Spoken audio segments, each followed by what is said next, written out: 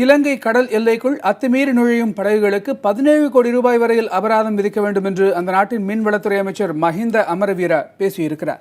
இது பற்றி நம்முடைய செய்தியாளர் ஆனந்தனிடம் கேட்கலாம்.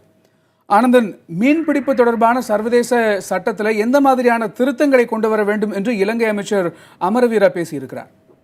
அதாவது மீன்பிடித்து அமைச்சர் மஹிந்த அமரவீர என்ன சொல்லியிருக்காருன்னா, இலங்கை கடற்பரப்புக்குள்ள அத்துமீறி மீன்பிடி படகுகள், அதாவது தென்னிந்திய படகுகள் உள்ளிட்ட அனைத்து வெளிநாட்டு படகுகள் மீதும் சுமார் 30 லட்சம் முதல் 17 கோடி ரூபாய்க்கு வரைக்கும் அபராதம் விதிக்கிறதுக்கு சர்வதேச மீன்பிடி சட்டத்துல நாங்க திருத்தம் கொண்டு வரதுக்கு உடனடியாக நடவடிக்கை எடுத்து வரதா சொல்லியிருக்காரு.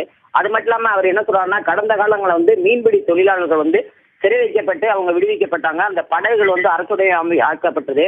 இது தொடர்கதையா இருந்தது. ஆனா இனி வரும் காலங்கள்ல படகு உரிமையாளர், அதாவது உண்மையான உரிமையாளர் மீது வழக்கு பதிவு இந்த அபராதத்தை விதிக்கிறதா விரைவில் சட்டம் கொண்டு வரதா மீன்வளத்துறை அமைச்சர் சொல்லியிருக்காரு.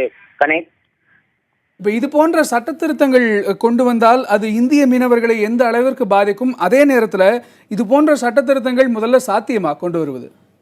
அதாவது இதுக்கு சம்பந்தமா நம்ம தமிழக மீன்பிடி தலைவர்கிட்ட நம்ம கேட்கும்போது என்ன சொல்றாங்கன்னா, அதாவது தொடர்ச்சியா இலங்கை மீன்பிடி அமைச்சர் இது மாதிரியான அதிரடியான ஒரு அறிவிப்பு அறிவிச்சுக்கிட்டே இருக்காரு. இதுக்கு முக்கிய காரணம் என்னன்னா, இது குறித்து மத்திய அரசு இதுவரைக்கும் ஒரு மறுப்போ இல்லது டெல்லியில உள்ள இலங்கை தூதரக அதிகாரியை கூப்பிட்டு ஒரு கண்டனமோ தெரிவித்ததில்லை. அதனால மத்திய அரசுடைய கையாளாத தனத்தினாலதான் இந்த அமைச்சர் இது மாதிரியான ஒரு சட்ட திருத்தத்தை சொல்றாரு அப்படின்னு சொல்றாங்க. அது மட்டும் இல்லாம நாங்க வயிற்று பிழைப்புக்காக மட்டும்தான் மீன் பிடிக்க போறோம், அதனாலதான் நாங்க எல்லை தாண்டி போறோம் அப்படின்னு சொல்றோம். ஆனா இது குறித்து அவங்க 17 கோடி ரூபாய் 30 லட்சம் ரூபாய்ங்கிறது ஒரு அதிகமான ஒரு எங்க மீது ஒரு அச்சத்தை ஏற்படுத்துற மாதிரி தான் இருக்கு.